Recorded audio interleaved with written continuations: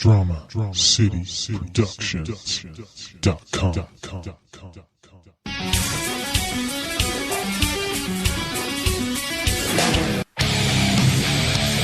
You are plugged in for the Podcast Wrestling Society, where you can get dynamic weekly pro wrestling and MMA related content.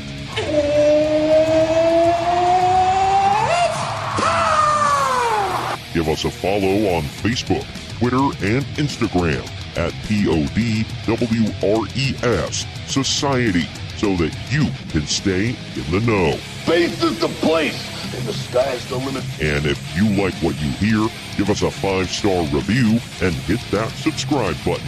Woo! Woo! Woo! Woo! Now, your host, he is the one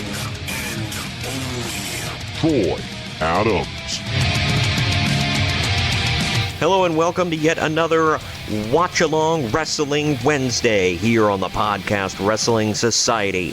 I am your loving leader, benevolent host, and Midwest monster, Troy Adams.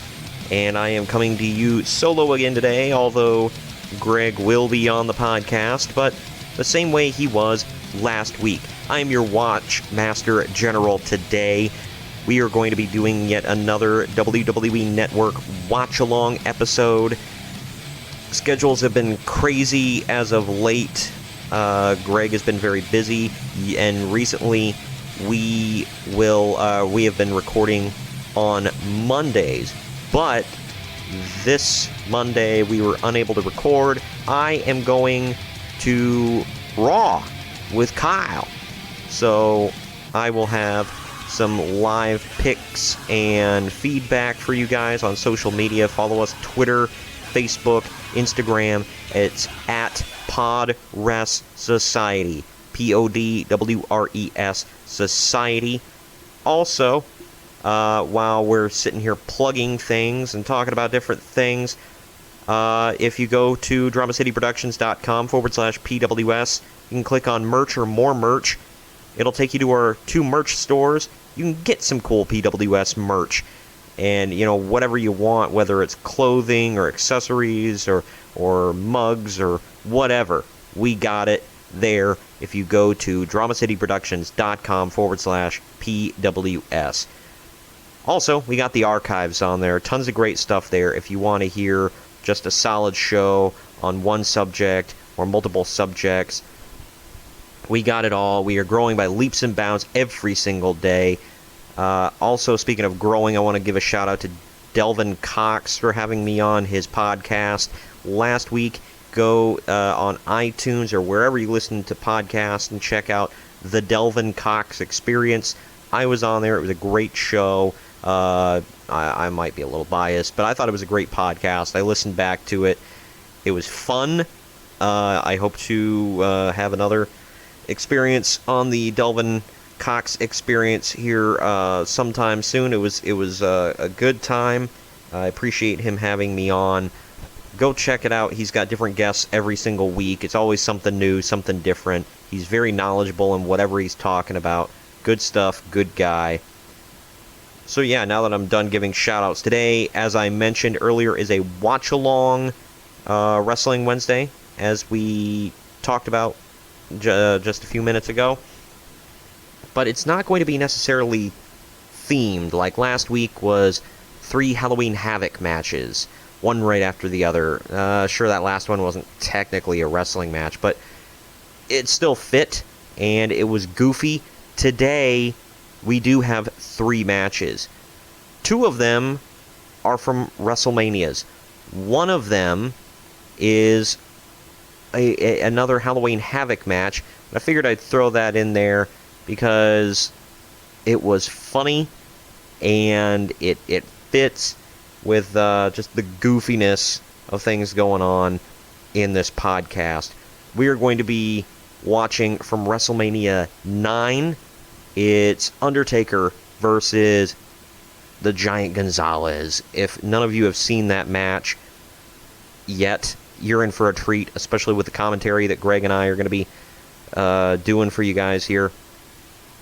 Second match tonight, we're going to be going over from WrestleMania 7. It's the blindfold match between Jake the Snake Roberts and Rick the Model Martel.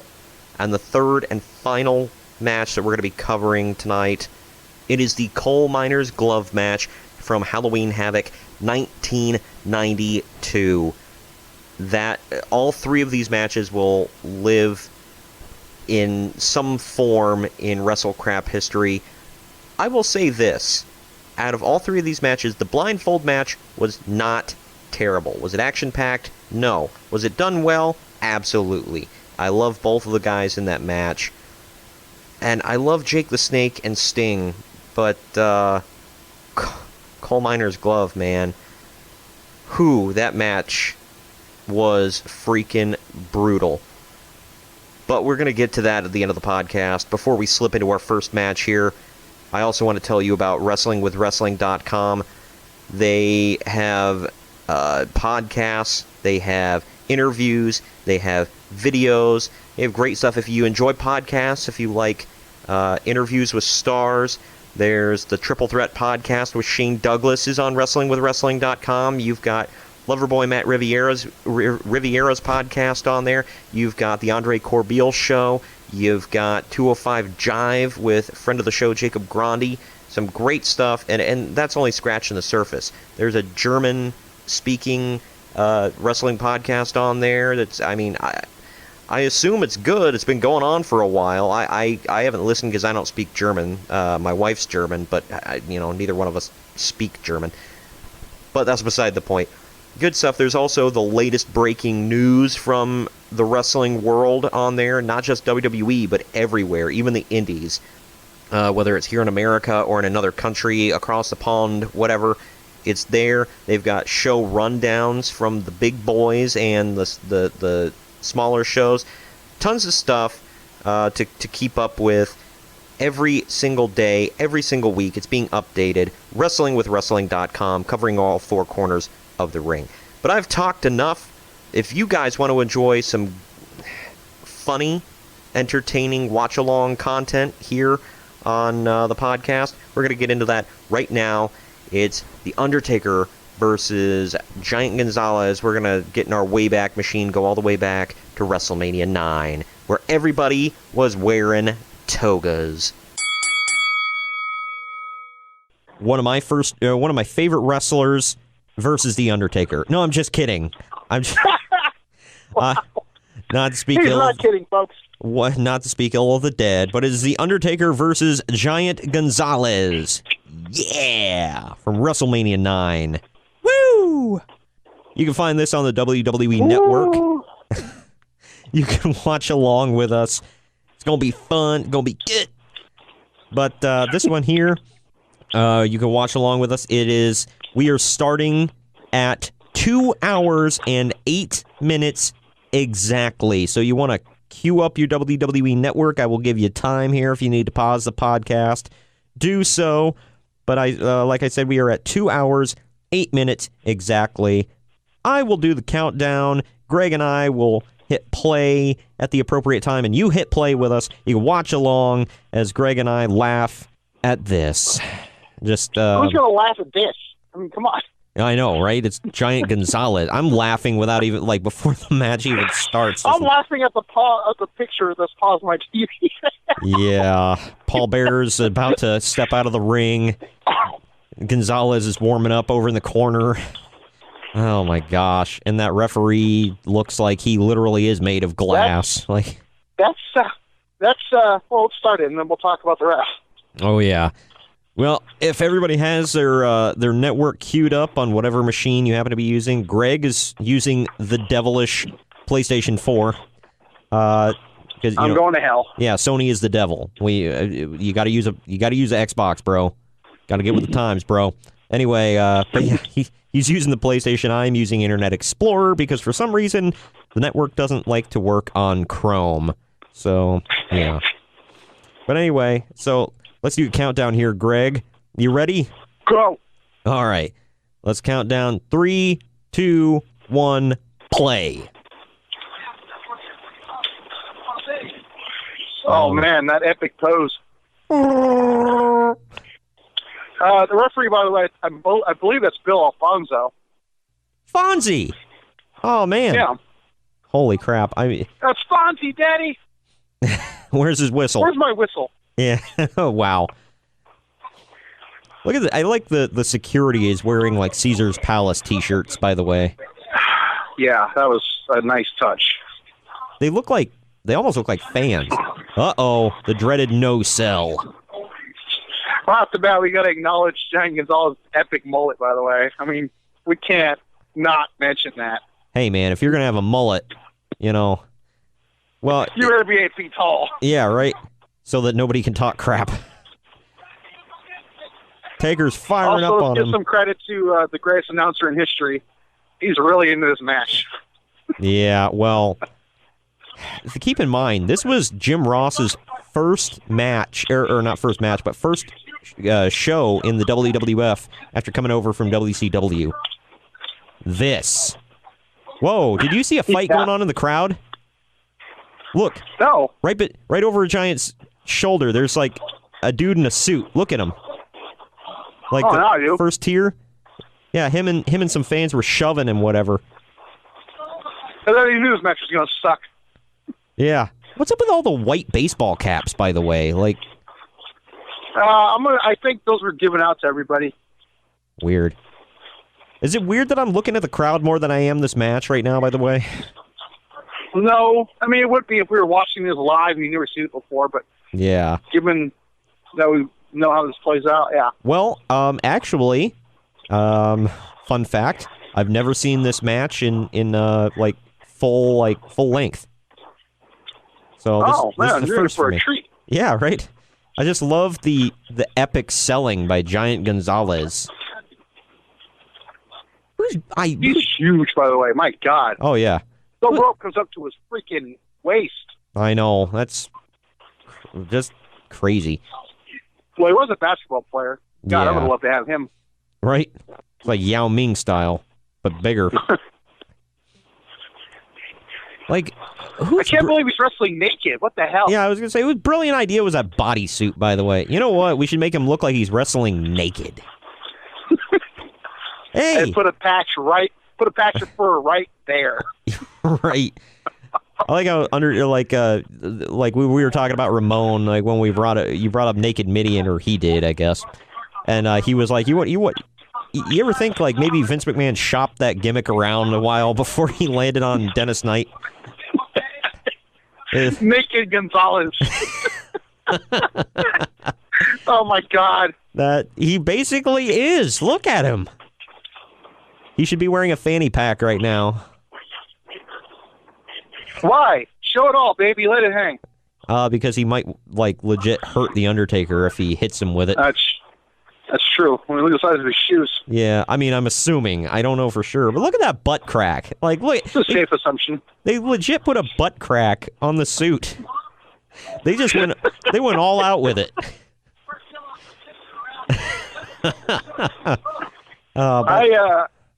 I love the Undertaker's red glove look, by the way. So it's one of my favorites. Oh, mine was actually the purple, but yeah, I do like the gray. I just loved it when he brought it back to WrestleMania 13 for one night. Yeah, that was cool.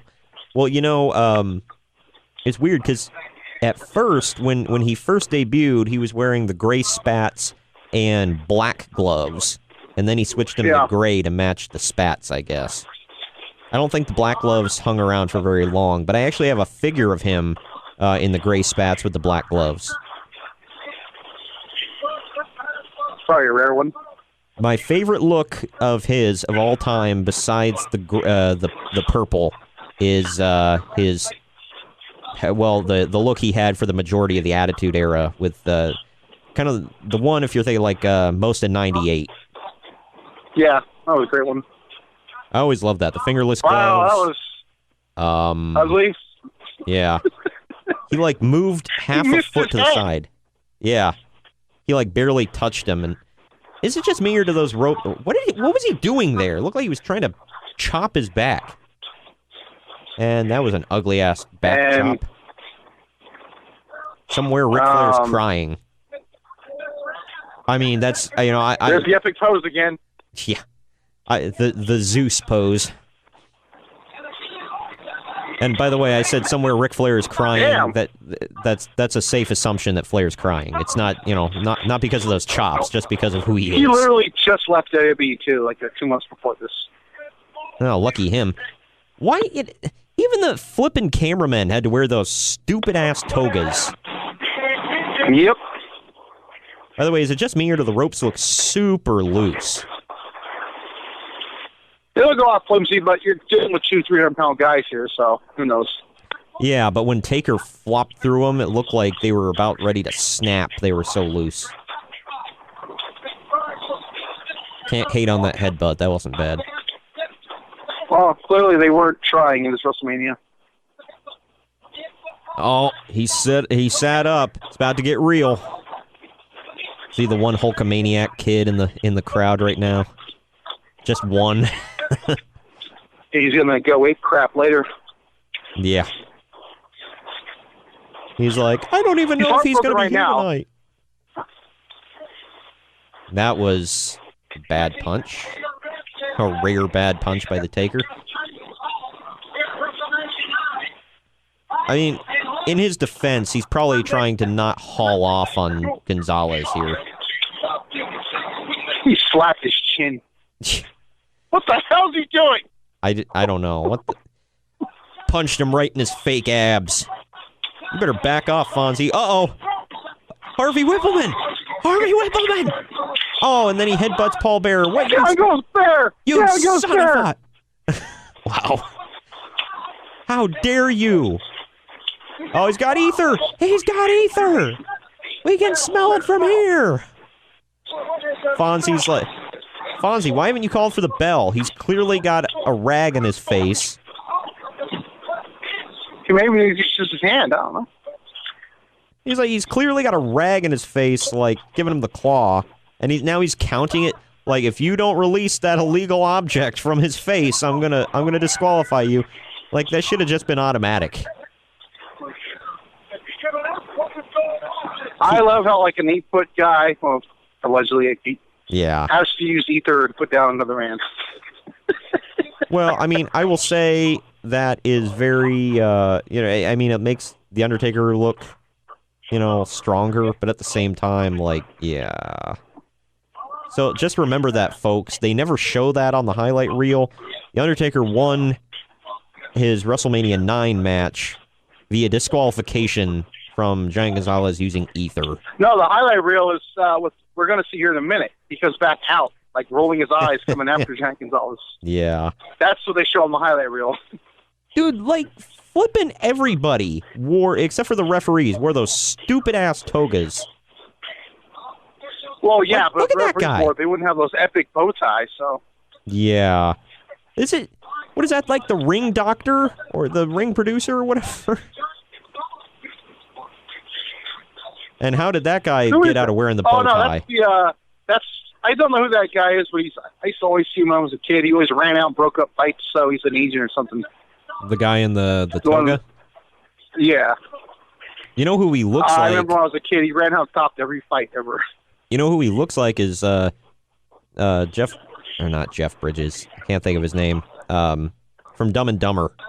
Lloyd or... Oh, yeah. Jeff Daniels. Yeah, Jeff Daniels. Oh, another epic mullet! Oh, my gosh. What year was it? 93. Man, the mullet was hot in 93, man. Hell of business and partying. Well, you got to speak up when you talk to him because they can't hear you over all that party in the back.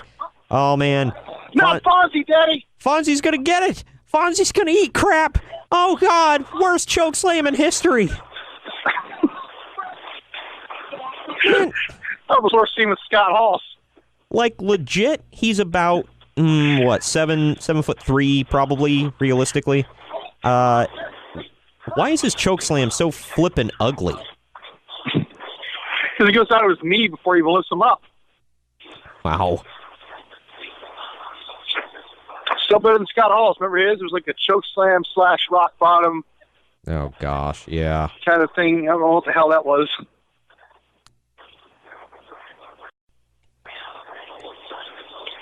So, Taker's being stretchered out. I recognize that the dude with the mullet. I recognize him now. He's He's a referee. Yeah, he's a referee. I Yeah. just don't know his name. Yeah, I think I knew it at one point, and I just completely forgot it. Yeah, he's not important to remember. And the fans are chanting for Hogan. Wow. Why? Rot in peace. What the hell?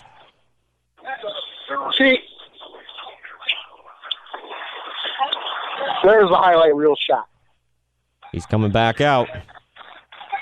Gonzalez is like, I don't know what's going on. Not that he ever knows what's going on. Why is Paul Bearer like, no, come back. Don't do it.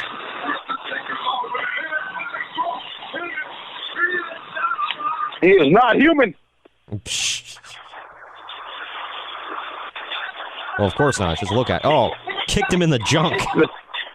This was the best part of the entire match, by the way. That's sad. Look at that selling. That epic selling. And what the hell was that? A basic back bump, dude. That's all you had to do. And look at Taker's like... Taker looks like he's going after him in frustration. He's like, you he's stupid... like legit mad, too. You big, stupid SOB. Get out of my ring. You get back in here, Like, I'm what going to kill happened? you. What am I doing? What happened? Yeah. Get the hell out of here. Next match. Like, the cops are like, get out, please. Just, yes, escort him the hell out, Even they're please. ticked, too, because they're fans. I got volunteered to watch this crap. They look... Oh, my gosh. I'm not afraid of your beef. Thank God he wasn't anything yet. Yeah, I know, right? Yeah, Gonzalez is standing there. Screw you, I'm not afraid of your beefed up stormtroopers.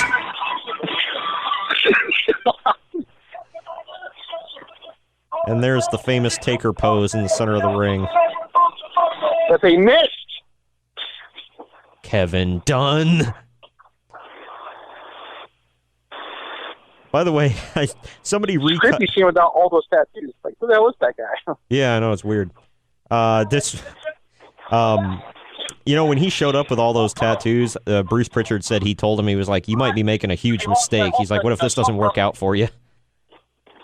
Yeah, right. Oh, man. Well, that was... What the hell? Oh, that was bad. Yeah, that was, something. I haven't watched that in years. I don't remember why it sucked so bad. That epic selling, though, dude. oh God, I might fall. Oh.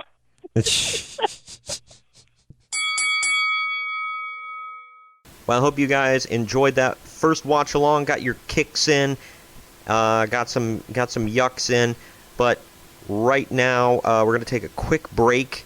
We're going to tell you about some of the other great podcasts here on the Drama City Productions Podcast Network. When we come back, it's going to be another entertaining watch along. This time we're going 2 years back. From that point, we're going back to WrestleMania 7. Everything is red, white, and blue. It's Hulk Hogan and Sergeant Slaughter in the main event. But this is going to be the blindfold match. We'll be right back after this quick break. Drama City Productions.com. Sometimes you want to go where nobody knows your name. The Small Town Mentality Podcast with Ben and Austin. What's up, guys? Excuse me, it's ma'am. It is ma'am. It's your host, Ben and Austin from the Small Town Mentality Podcast. And if you're some real cool dudes, Excuse me, it's ma'am. It is ma'am. Oh, my bad. We got to keep it PC for this promo. you can follow us on Twitter at STMPod, on Instagram at Small Town Mentality Podcast, and on Facebook at STMPod. You can find us everywhere podcasts are played. Yep. So if you're some real cool dudes... Excuse me, it's ma'am. It is ma'am. My bad, sir. I didn't mean to call you that. Excuse me, it's ma'am. It is ma'am. I'll keep that in mind next time we have it up. Come check us out. Small Town Mentality Podcast. Excuse me, it's ma'am. It is ma'am. I didn't even say sir that time. Hi, everybody. We're back, and it is time now for another WrestleMania watch-along. This one we're getting in our Wayback Machine, going all the way back to 1991, 2 years before that last one. This one, lots of controversy surrounding the entire event. It was at the Los Angeles Memorial Sports Arena in Los Angeles, California. The show itself was main evented by Hulk Hogan and Sergeant Slaughter for the WWF title. And yes, it was the WWF title at the time. But we didn't cover that one. We covered another Star-Spangled match here on the card. A lot of people crap on it, but it was good for what it was. We talk about it a little bit in the watch-along, what people thought about it. I hope you all enjoy the watch-along here. Fire up your WWE Network. It's Jake the Snake Roberts. It's Rick the Model Martel. It is the blindfold match, WrestleMania 7.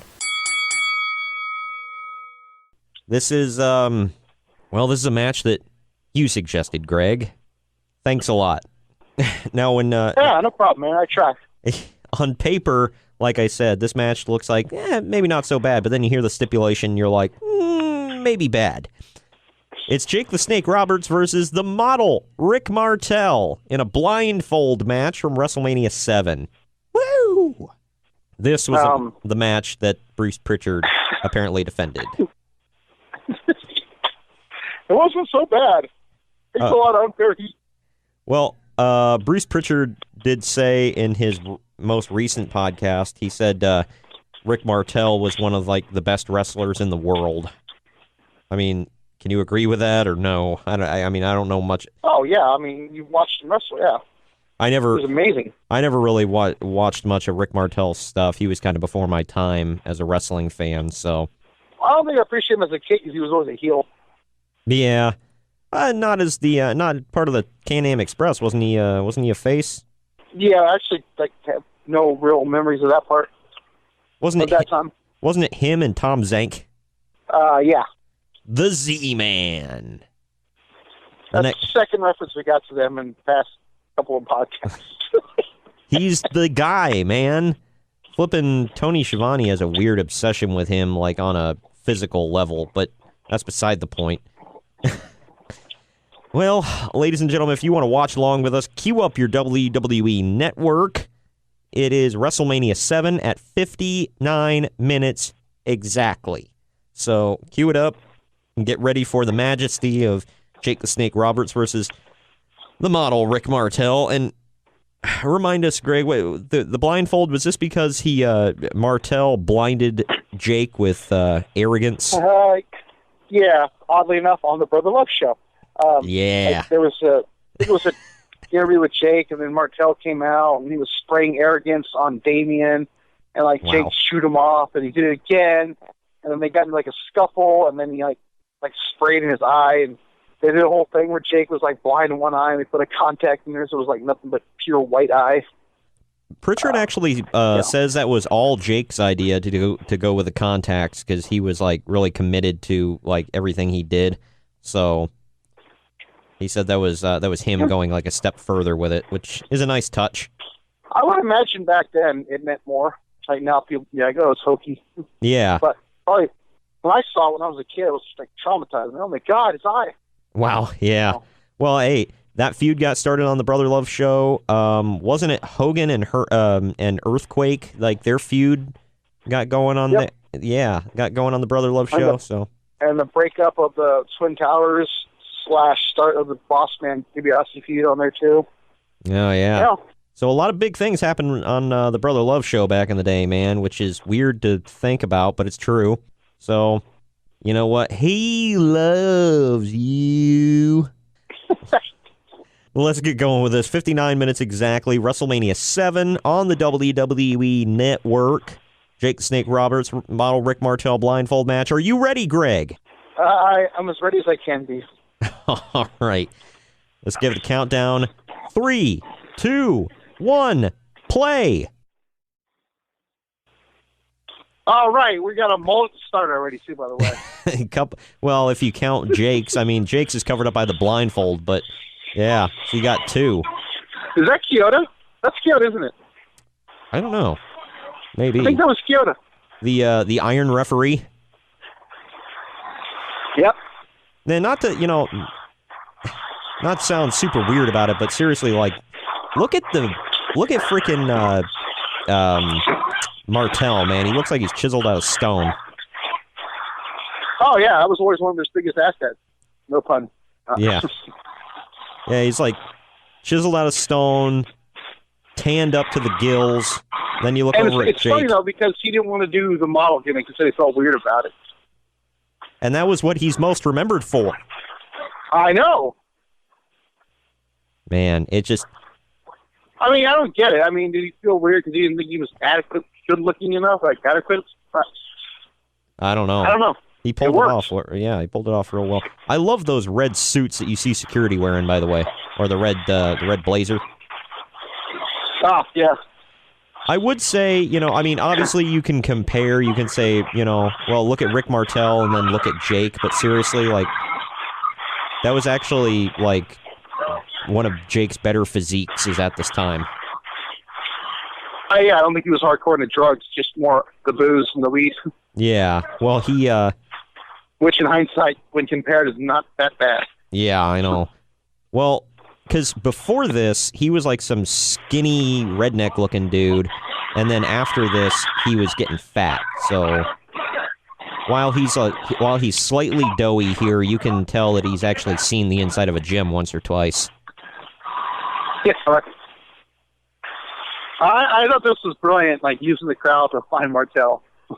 Yeah. Marco! Polo! How come our benevolent president isn't in his seat yet? Oh, wow. Oh, he was at the show? Yeah, front and center. Those two seats missing right there are him. And someone. Huh. Wife number 2? Marla Maples? No, she's actually an announcer. Oh, okay. What the hell? By the way, for all of you that don't know, they can see perfectly through the blindfolds. So this is just them selling. Which I only just learned, like, a week ago. Yeah, I know. Like, I mean, if you didn't know any better, you'd think they really were wrestling blind here. Look at that.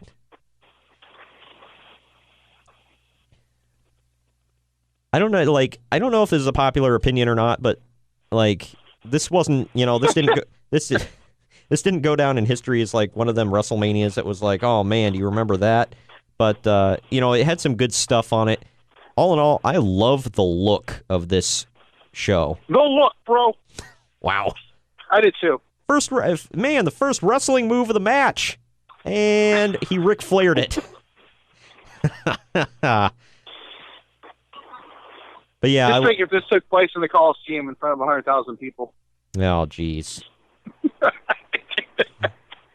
But yeah, no, I love the red, white, and blue. I always love the red, white, and blue ropes. But yeah, I love the very American pride look of the show, which WWE would never do now because for some reason like they tend to shy away from like American pride and they try to stick more global. Well, clearly they went over to Saudi Arabia for crying out loud. Yeah, I mean they the closest they come is doing the tribute to the troops shows, but yeah.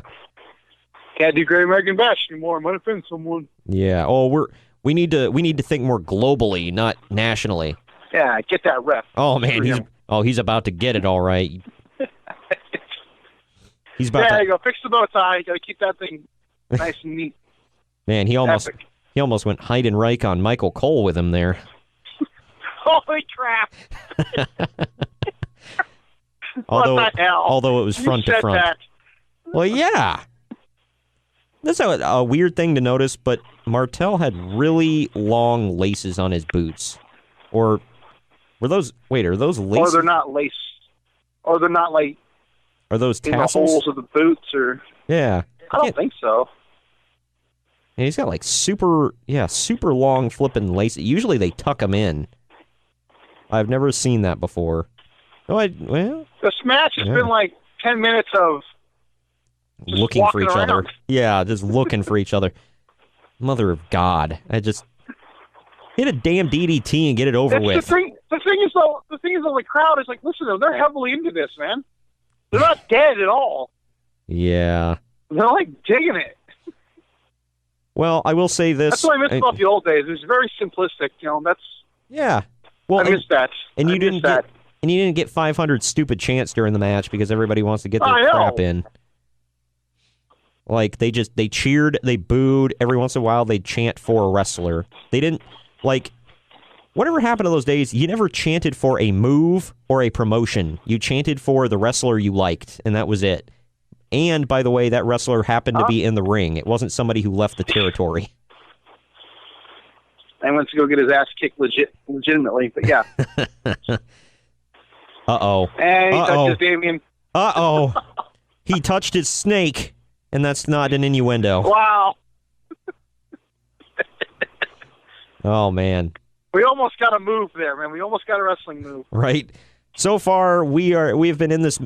Man, how deep are we in here? About 6 minutes, 6.5 minutes-ish, and we have seen one wrestling move the whole match. That's crazy, and yet the crowd is still into it. And a bunch of Marco Polo. They're going to hold hands. This guy right here in the front on hard camera is just sitting there like, what the hell? Guy in the referee blue shirt.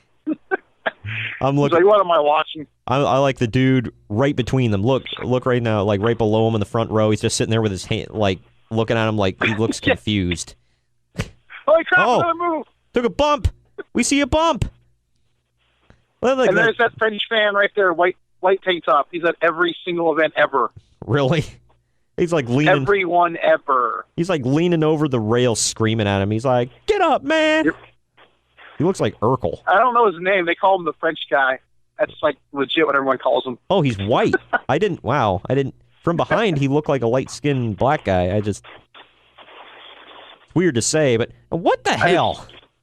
He's poking with the wrong end of the chair, too. What is going on here? I was gonna say. Oh my God! If he's the good grief. If that's he hurt his hand. If that's the French guy, by the way, shouldn't he be a big Rick Martel fan? I would assume. But it seems like he's a big Jake the Snake fan. Uh-oh. Here's another one. Second body slam. Oh, no, backbreaker. Roderick Strong would be proud. What a maneuver. Listen to this capacity crowd. By the way, I'm listening with the audio off right now. Who's commentating this event? I forget. Real Monsoon, Bobby Heenan, I believe. I loved that team. Well, then again, I also loved Ventura and Monsoon, so I don't know. It's a toss-up for me, which is better. Uh-oh. Here it comes. Finally! Wow. Jake hits one move all match, and it's the move. Yeah. Come on. Find him. There he is. Make the cover. 1, 2. He covered him with his head. That was it. He's like laid down to take a nap on his chest. What a blow-off to a great feud, huh? Mother of God. Like, your big blow-off match is going to involve 4 moves. And literally 4 moves, not repeating over and over. Oh, man. Yeah, I know. That's just... Well, Jake looks like, oh, thank God I don't have that hood on anymore. Thank God it's over and I can go home. And there's the mullet we were talking about. Yep. And there's Damien. Show off your snake, Jake. And not the way you did at Heroes of Wrestling. I swear I was about to say Heroes of Wrestling style. Uh-oh, he's got arrogance. No! Arrogance. Apparently that legit had a smell to it, because... Oh, no, he's breaking it! How dare you! And now the ring is going to stink. What do you mean stink? It's going to smell like girl. Oh, man. How dare he show off his snake in front of that many people? Oh, God. Oh, God. Ugh. Oh. Oh, look at him. He's rubbing his snake all over him. How did PETA never come after them? I don't know. Considering that Jake apparently accidentally killed multiple snakes by that he's had. Look at him. And they said he would frequently, like, misplace the snake and would get loose in the back. Yeah, I heard a Ricky Steamboat story one day that, like, you know, they're just, all the wrestlers are in the locker room. All of a sudden you hear, boom, boom, boom, boom, like 6, 7 guys, like it's like something, a big fight, but they're all running out because Damien got out of the shower. Oh, yeah. Yeah, they said he Ricky had to go chase him down or whatever. Oh, my gosh. Like, so there's like 10 guys back there, and Steamboat's the only one not afraid of it. Yeah, well, I mean, he had to take that big old, well, what the hell was that thing? Kimono Dragon or whatever out to the ring every night, so. Ugh, good grief. You know, I learned something from Bruce Pritchard said him and Ricky, before he did the Dragon gimmick where his name was just the Dragon, he said they found this guy in Florida who could legit breathe fire. Wow. He could legit, like, breathe fire, and so they went and like stayed with him for a week while he taught Ricky how to breathe fire. It's funny, going back and watching all those old things, you can see clearly he has something in his mouth when he's coming to the ring. Yeah. Well, it's, I actually have a figure of him as the Dragon. That's the only Ricky Steamboat figure I have. I have the defining moments along that. Yep. Got that one shortly after it came out, actually. So that was like 6-7 years ago I got that thing. That match wasn't a classic, but it wasn't as bad as, you know, some of these other ones that I sent you. I think you have to look at it. You have to look at it like, you know, it's not meant to be a wrestling match. Right. Yeah. You know, it was more like, you know, Martel has to wrestle the way Jake had to walk around after he got blinded. Yep. So, like, when you look at it like that, it's like, yeah, it was terrible as a WrestleMania match, but for what it was, I think it accomplished what it was supposed to. Yeah, I mean, all in all, I mean, it wasn't a horrible match, and both of those guys, if you're gonna have two guys pull that off and not make it completely stupid, you came to the right place with Jake the Snake and Rick Martel. I mean, yep. Yeah. I mean, like I said, I don't know much of Rick Martel's work, but I've always been a huge Jake Roberts fan, and I was, you know, everybody hates to see, you know, somebody have demons like what Jake did, but, you know, it's like I always wanted him to be world champ. I was such a big fan of his. Yeah, me too. Yeah, this is actually his last match as a face until 1996 Royal Rumble. Really? Well, his last pay-per-view match as a face, yeah. Wow, that's crazy. He would turn heel at SummerSlam in a couple months, and then, you know, the rest is history. Wow, that's crazy. All right, we're wrapping up here. That second watch-along from WrestleMania 7. And now we're going to take a quick break to let you know about some other great podcasts on the Drama City Productions Podcast Network. When we come back, it is our final watch-along of the show. It's Greg and I reviewing from Halloween Havoc 1992. Coal Miner's Glove, man. Jake the Snake Roberts, yet again, a repeat for him. He is taking on Stang. Coal Miner's Glove, baby. Halloween Havoc. WCW. We'll be right back. DramaCityProductions.com. This is Conversations with Paycheck and Red, a weekly podcast with two good old boys talking about anything and everything that crosses their mind. You may not know what you're going to get with an episode of Paycheck and Red, but you sure know you don't want to miss it. So do what you got to do. Download the app, find the episodes online, and make sure that you don't miss 1 second of Conversations with Paycheck and Red. DramaCityProductions.com. You don't listen to the heavyweight chumps? Well, they're only the greatest podcast that wrestles with pop culture. You don't believe us? Well, listen to some of their fans. And for those of you that don't speak cricket, here's our translator, Mr. Harlan T. Bobo. It's like cotton candy in my ears right now, man. The Heavyweight Chumps. You can find us on iTunes, SoundCloud, Google Play, and Stitcher. Every Monday and Thursday, same fat time, same fat channel. We are back, and it is our final segment of the show, our final watch-along. This time on the WWE Network. Switch from WWE to WCW. There you will see Halloween Havoc. Go to 1992. There's an infamous spin the wheel, make the deal. They legit spun a wheel to determine the stipulation for their match between Sting and Jake the Snake Roberts, who was new to WCW at this point. And they didn't gimmick the wheel. They left it all to chance, and their main event of the evening was a freaking coal miner's glove match. Greg and I talk about it. Like I said, fire up the network. We're going to dive right into it. It's from Halloween Havoc. Jake the Snake, Sting. Oh yeah, when we come back after this watch-along, I'll wrap things up for you, put a nice little bow on this episode, and I will tell you what's coming up in the future and why we're doing a watch-along this week. Enjoy watching this one. For those of you who want to join us in this amazing watch-along today, last time wink. Last time we brought you the Chamber of Horrors match, and it was the opening match. And yes, it was a Chamber of Horrors for many reasons. From Halloween Havoc 1991. Like I said, that was the opening match of the card. This one is the main event the next year. Halloween Havoc 1992.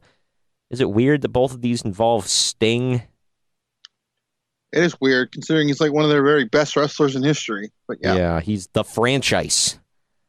But anyway, people who use that tagline, things don't usually work out well for them. We are at 2 hours, 34 minutes, and 30 seconds. If y'all want to watch along, it is the Coal Miner's Glove match. Sting versus Jake the Snake Roberts. All right, you ready for this one, Greg? I think. Nobody's ever ready, but we're diving in regardless. All right, on the count, well, I will count down from 3 to 1, and when I say go, hit play. 3, 2, 1, go. First of all, this match is happening because, according to rumor and innuendo, someone forgot to gimmick the wheel, and no one intended it for it to land on this because I didn't see all the options, but from what I had heard, it was literally the worst option of all. Well, why did they do it live? I don't know. You never spin a wheel live. Like, what the hell? You never do games of chance live unless it's like something like Cyber Sunday or Taboo Tuesday, which were classics, by the way. What, is it just me, or does the ring mat look like it's in sections here? It does, yeah. Like it's like cut up. Yeah. As a reminder, I will say I think Jake's trunks look pretty cool there, his tights. And I've always liked this. They always did. Yeah. But this one, I like. It looks like a real snake on the side, not just a cartoon of it. It's pretty cool. Even though he's, not in, not that he's ever been in great shape, but he, doesn't look like he's in the best shape here. And I always he had just left WWE and he was off for a while, so he probably went on a bender. And I hate saying that, but it's true. Yeah, probably. Well, he's doing good for himself now. And he's always had that porn stash. Why wouldn't he? He's always had the mustache and the hair that said, "I'm going to get a pack of smokes and some scratchers." Don't forget the tall boy. The malt liquor. Oh, man. I've always liked that look on Sting, though, that attire. I believe he wore like that color scheme, but opposite when he faced Vader in the King of Cable tournament finals. You remember that? Yeah, that was on pay-per-view, by the way. Yeah. Not on cable. But, I know. That was ridiculous. Wasn't that a Starrcade match, if I remember? Yeah, I think so. Yeah. Not a bad one. You want to know why, by the way? I've recently found out why Jake's tenure here in WCW was so short-lived. I guess from Bill Watts. Yeah, from According Come on, everyone knows that. According to rumor and innuendo, for those of you that don't know, he originally was, when he was working in WWF, he called down to somebody in WCW and they promised him a big contract. Oh, he should be DQ'd. Oh wait, no, I'm sorry, it's no DQ. Real quick, sign to Bill Watts, no mats on the outside. Yeah. And there's hardly any room to do anything out there. Look at that. But yeah, I guess they agreed to sign him for like freaking $4 million or something crazy. And he had a 90-day no-compete clause, which I didn't know in 1992 was a thing, but apparently it was. And he gets down there, and Bill Watts literally ripped his contract up in his face and said, yeah, I'm not paying you this. Screw you. Yep. Real quick, also in the front row, I see Hat Guy from Classic ECW. Oh, yeah. It's supposed to be in Philly. Man, they really did not want Jake to get that damn glove, did they? Not only do you have to climb up, but you have to shimmy up the pole. Yeah. Oh, man. For the record, we got another sweet mullet, by the way, on the ref, I believe. Yeah, there's 2 mullets. Well, technically 3 with Sting's rat tail going on. For the record, this match so far isn't bad, but... Well, I didn't think it was bad, actually, to be fair. I just thought it was stupid. Wait till the end, my friend. That they fumbled. Well, yeah, but I was stupid that they fumbled that was supposed to be this. Yeah. For those of you not familiar with Spin the Wheel, Make a Deal, I believe they only did this. Was this the only time? I think so. Yeah, like the Lethal Lottery or whatever the hell. Or was that something else? Lethal Lottery was just when they paired up guys who wouldn't normally be paired up. Okay, so. Okay. Well, this, you spun the wheel and it picked your match type. And this was, like Greg said, the worst option. I don't even know why he was on the board. Who the hell puts coal miner's glove on there? Bill Watts! I guess. How many times I gotta say that? Hey, man. I was over in West Virginia back in 1902. All right, you watch your damn mouth. For those of you who may be more familiar with it, what was that? That's literally what it's like when he goes home after he's on his drunk bender. Oh my God. How many times has he done that in his life? Oh my God. Now I just translated to the ring. while he's playing comfortably numb in the background. Yep. Yeah, apparently Bill Watts had 2 sons that went into the wrestling business. One was Joel Watts, who was a producer for WWE for many years. I don't know what his tenure was there. Apparently he was there for a while because Pritchard talks about him frequently and always talks about how good his work was. Eric Watts was terrible. Was in WCW for a while, and then he went to TNA. And yeah. Yep, that was memorable. You want to talk about a fart in church? That was Eric Watts' career. The human fart in church. Him and David Flair. Is it sad that I can say David Flair had a better career than Eric Watts for second-generation wrestlers? It is pretty sad, yeah. Looked like they were calling it in the ring, brother, when they zoomed in. Let's hurry up and end this crap. I'm blown up, Sting. I need a cigarette. I had half of my case backstage. This is like the 3rd time somebody should have been DQ'd for throwing somebody out of the ring because, that was a thing, by the way, for those of you who don't know. I think that was when it was still the NWA. Well, apparently, I thought that was just a Bill Watts rule. There was a time when there was WCW and the NWA. Yeah. And the NWA guys couldn't get thrown over the top rope. And also, the NWA guys couldn't come off the top rope with high-risk moves. Only WCW guys could, if I remember right. Yeah. Yeah, it was, the rules were split up.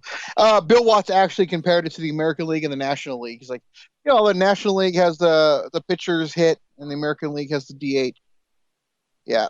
So. I mean, No, I don't know. Yeah. This sounds dumb. Oh, he's choking him. Man. Her early, did you notice when he hit him with the chair? He hit him with the inside of the chair. Yeah, he did. Ah, man. I hope he didn't hit him too hard. Good Lord. Sting has been... let's be honest. It's probably no worse than what Seth Rollins did to him. Oh, man. That's bad. Sting said it was his fault because he said he wasn't, braced for it and he was, leaned back. But then again, I mean, why would you give Sting a freaking buckle bomb, man? What the hell was that? What he does every night after what he did earlier. He missed. Dude, freaking airball. All he needs is, to roll around and start singing, "Hello, darkness, my old friend. It sucks to be with you don't again." Forget stroking his snake, and I mean that literally. Oh my God. I'm talking about an actual snake. And then going up to a groupie in the front row and you heard rub his chest. Oh man. All that. If you guys don't know what we're talking about, it's in the archives. Yeah, scroll down the YouTube a little bit. It's in there. Our Heroes of Wrestling review. Oh, there he goes. I always love that setup. And then he gives a signal. The DDT, baby. I want my DDT. What? That was going to be a thing when he was in Mid-South. They made that song. Oh, DDT! But yeah, I guess as soon as they made that song, they were trying to get it on the radio and locally. No. And it was going to happen, but then he went to WWF and they just scrapped it. Good. So, yeah. Jeez Louise. All right, let's see this attempt. Uh-oh. He's climbing, folks. He's climbing. He's got a long way to go. He's an out-of-shape, middle-aged man with one arm who has to shimmy up a pole. Don't tell me he can't do it, though. What the hell? Damn. That was awesome. And he lands on his head again. Let's say that was a bold strategy, Cotton. Let's see if it pays off. Here comes Cactus Jack. With Mr. Sacco. He's got a comb on his glove as we speak. Yeah, so what is there going to be How two? the hell do they expect Jake to get up there? Seriously, look at Sting. Yeah, tiny-ass little snake. Hell in shape, but he has to climb up there hard. I know. Jake was never going to get up there. Yeah. I love how Cactus came out in a Halloween Havoc t-shirt, Cobra. by the way. He's got the Cobra. Oh. And the Cobra's biting him. It's not biting him, but it is. 2, 3, I guess. Was that 3? Yeah. It's not biting him, but it is. I don't know. That's sick. It's all over my face. Help me.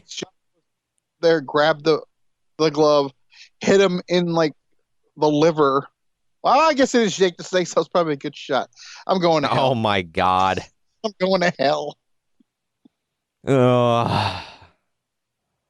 Yeah. These are, and I'm not joking. These are two of the better wrestlers in history.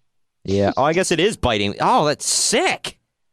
That is freaking sick. And he's just holding it there, letting it continue to bite him. I know that was the gimmick, but this is for Randy. What the hell? You son of a bitch. Oh, why? Why is this a thing? And then Cactus is like, come on, Snake, stand up. Why is he still holding on? The audience. Yeah. I think he's holding its mouth shut. Yeah. If I'm any of those people in the front row right there, I'm running like hell. Get that thing away from me. The Black Mamba. Yeah. Okay, a couple things here. When a snake starts biting you in the face, what's your first reaction going to be? I guarantee let your opponent pin you. Apparently. Well, it's not going to be to continue to hold on to the snake and then carry it up the ramp. Come on. Look, Sting's confused. We're confused. We're all confused. What the hell's going on here? They're confused. Jim Ross is like, what the hell did I just witness, Jesse? Why are you wearing a damn cape like you're Dracula or some crap? I'm just trying to figure out what would What would the end game with that hell. stick had been if it was like a cage match or something? Same diff. I don't know. Look at that fresh-faced Tony Schiavone, and why the hell are you subjecting yourself to this, Bruno? You know, I've been in classic matches selling out the garden. Vince McMahon, so he decided to go watch this. Yeah.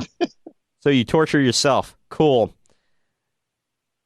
I have been in classic matches, selling out Madison Square Garden, hundreds of times, and then I come here and I see this crap.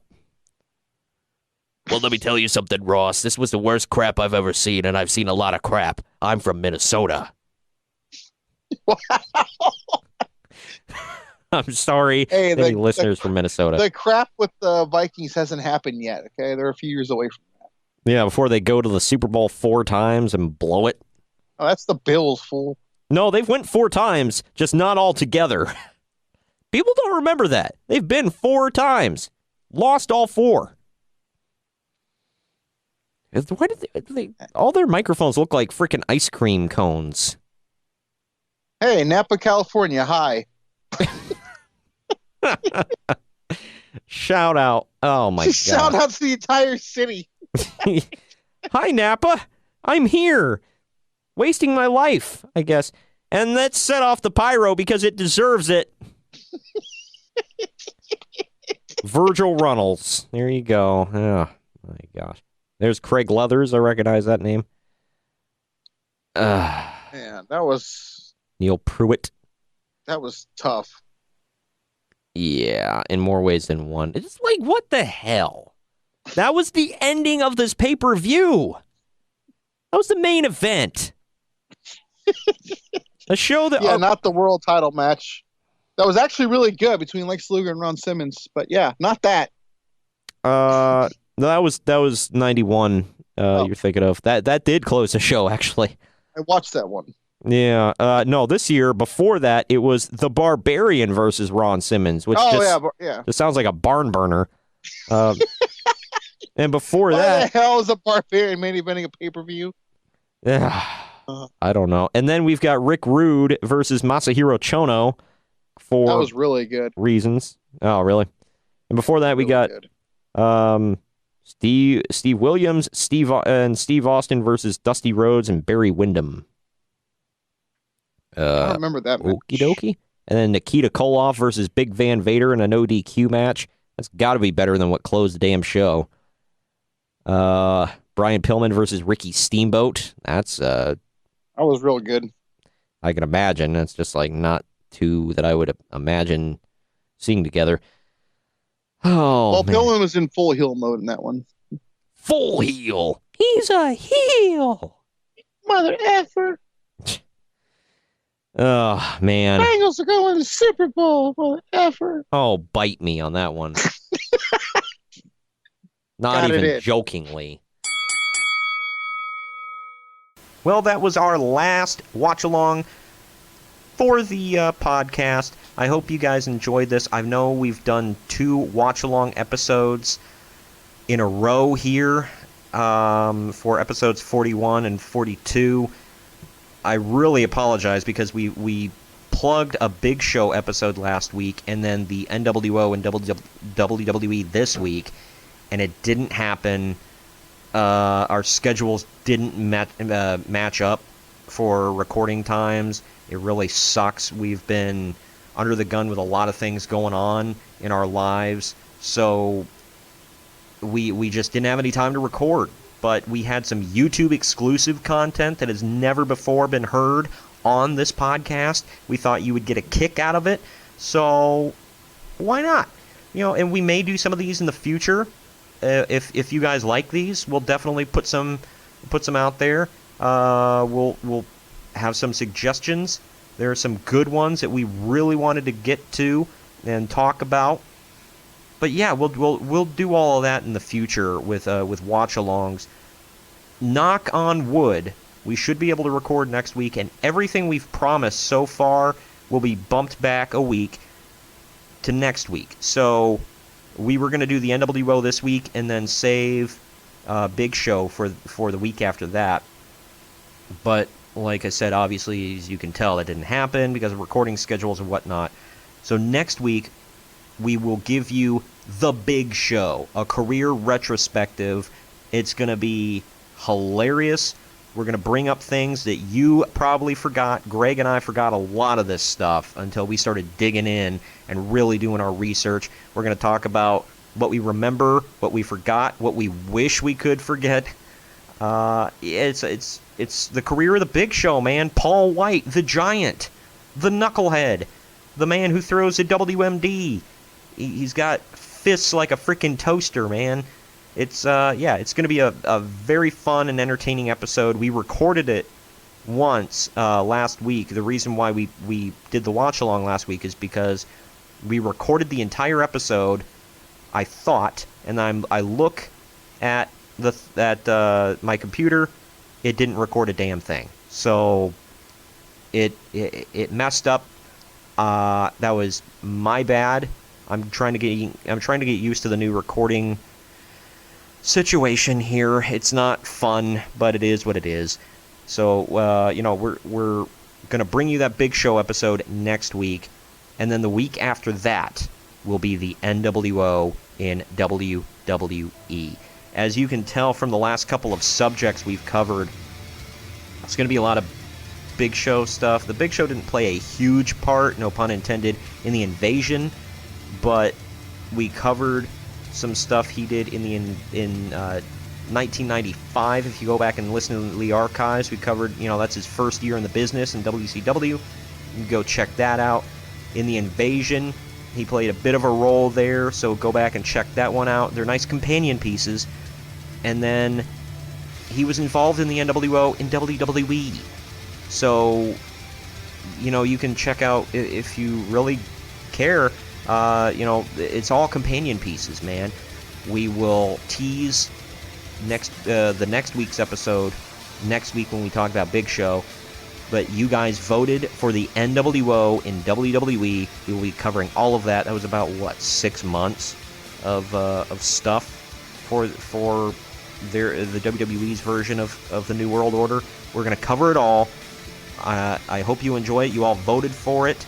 So we're going to bring you the best content available. We did not want to, even though we didn't have anything last week or this week, we threw together these shows hoping that, we didn't want to skip weeks. We want to bring you guys great dynamic content, and we hope you've enjoyed it so far. We'll bring you some brand new, never before heard, because it's not even been recorded yet, stuff next week and the week after. I have been Troy Adams. This has been a watch along. For Greg, I'm saying later.